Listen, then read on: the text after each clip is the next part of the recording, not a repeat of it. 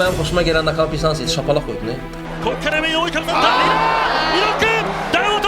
Magada bir müsahibəsində demişdi ki, Yeganə ölkədir ki, ora gedirəm, özümü idmançı kimi hiss edirəm. Bildin necə? Sən elə səs sual verin, mən əskərdə olmusan. Yaxşı olan əskərdən qatar. Olmuş əskər. Xeyr. Biz bunu planlaşdırırıq.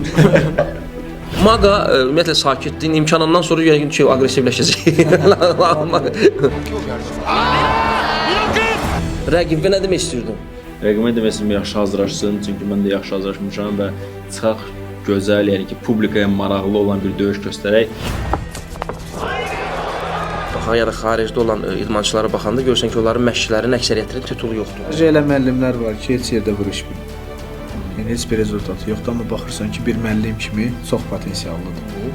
Bilirsən ki, bunun güləşi zəifdir də. Sən ondan indi sırf şouya görə stoykada vuruşarsan yoxsa necə? Mən любой idmançı stopda vuruşaram.